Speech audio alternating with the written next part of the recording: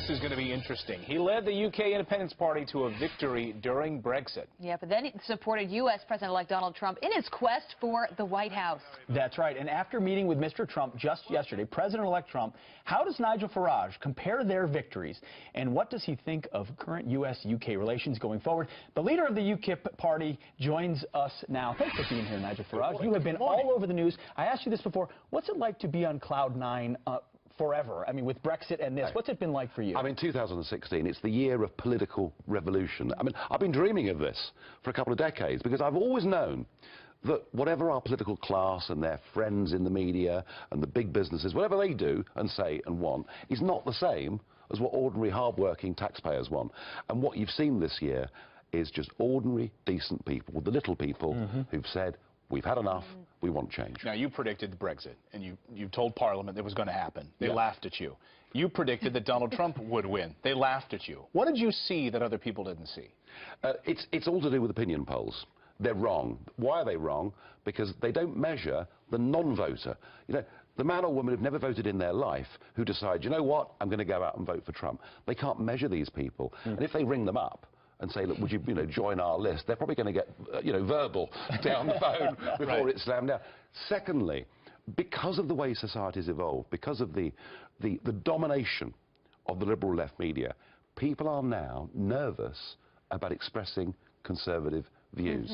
So they'll say one thing to a pollster and do another thing when it comes to the polling booth. That was one big reason. The other reason was, what Trump was offering, just like Brexit, was a kind of once-in-a-lifetime opportunity to change a system that has not been benefiting ordinary people. That's so right. The invisible voter, people really underestimated that. You met with Mr. Trump yesterday at Trump Tower, post-winning this election. What was that conversation like? He was thoughtful, reflective. I mean, just think what I mean, Hillary too. Just think what they've been through.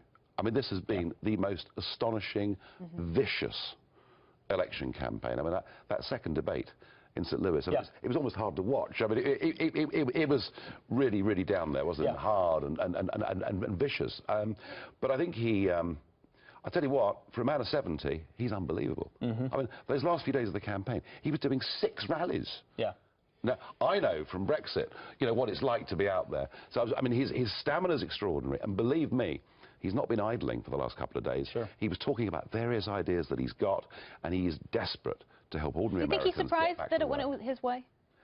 When you're leading something like that, you're so full on that at the moment the polls close, you sort of think to yourself, what's going to happen? Your confidence almost goes. It happened to me on the Brexit. Look, I just think he's thrilled, and when you look at the number of electoral college votes he got, actually, it was a landslide. And some people in America, however, are not thrilled. We're seeing protests. Yes. Did you see that after Brexit, and what do you make of these protests to an election result? We've seen protests led by people like Bob Geldof and various rock stars who I haven't got much time for. And yeah, they've been out protesting. Now, I think, looking at the people outside Trump Tower yesterday, I think they're the same people. Same people. Professional protesters. That were at the Brexit protest. I think they were flown over. Let's talk about Brexit. There's a lot of concern, international markets. We've been hearing trouble in China, then buying back their own stock. Then everyone's pointing to the European Union and Britain's exit in Brexit. It's going to cause international turmoil. How do you decouple the UK from the European Union cleanly where it doesn't rattle the world? I've just never heard so much rubbish in all my life. We're looking through the wrong end of the telescope. The idea that the European Union is good for economics is nonsense. It's the most over-regulated part of the world. It's got the highest unemployment rates, the lowest growth rates, the maddest energy policy. And look, nowhere in history have you had to be in a political union to buy and sell motor cars from each other. The whole thing is based on a false premise, and these arguments that we get, and we're getting them from Goldman Sachs, and we're getting them from JP Morgan. And why? Because the European Union allows mega businesses to effectively write their own rules for the industry, which puts out of business small and medium-sized competitors and gives the customer worse value for money. And by the way, I've helped to get Britain out of the European Union. I now want to get Europe out of the European Union, then I mean it. We don't need that flag anthem and all those old men telling us what to do. You said that 17 years ago that the UK was going to leave, and it happened. Who knows? That could be the future as well. What would you say the future is of U.S.-UK relations? Such a critical alliance. Yeah, that's What's possible going forward? Absolutely. And, you know, when you think just 2 days ago was Veterans Day, and you think of the triumphs and tragedies that we have shared as a nation in the course of the last 100 years, to give liberty and freedom, you know, to much of Europe and much of the world. It's very regrettable that Obama took an incredibly negative view about the United Kingdom. He was happy to see us sort of parceled up and chucked into this new European state. Believe me, Donald Trump and the team around him, they get what we've done together in the past, and they want us to have a good relationship in the future. Obama came to Britain in the referendum and told us that we'd be at the back of the line. Actually, I mean, I want to thank President Obama, because he made the people so angry, he probably added 2% to our vote, you know. But no, I mean, what Team Trump have made clear is that we'd be at the front of the line, that we need to have. I mean, you've got massive investments in the UK, we've got massive investments here. So in terms of trade, I'm optimistic. And NATO too, right? Well, you see, the thing about NATO is that Trump has been heavily criticised for calling into question the financial contributions that some people are making. And the truth is, America is still picking up too much of the bill. He's right about that. The other thing about NATO is, you know, we know what it was formed for nearly 70 years ago. Right. It was there, you know, against the Warsaw Pact.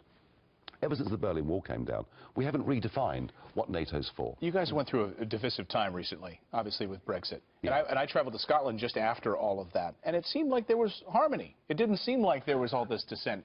What advice do you have for America right now? I mean, Scotland, because by the way, Scotland didn't vote for it. So, you know, here you have... Do you know, I'll tell you the truth.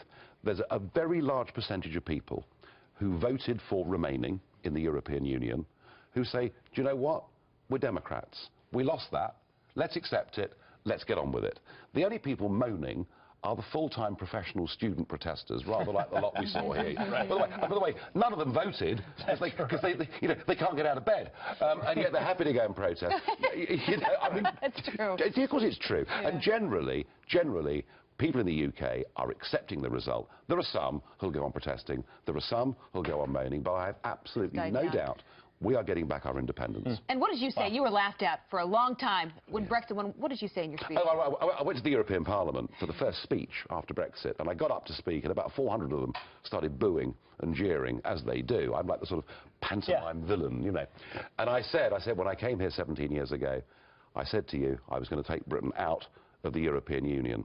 Well, I said, you laughed at me, but you're not laughing now. You're not laughing now. That's a great speech. The left here in America, not laughing now either. We love having you here, Nigel. Yeah, Thank you very much. With us. Pleasure. Man of history, no doubt.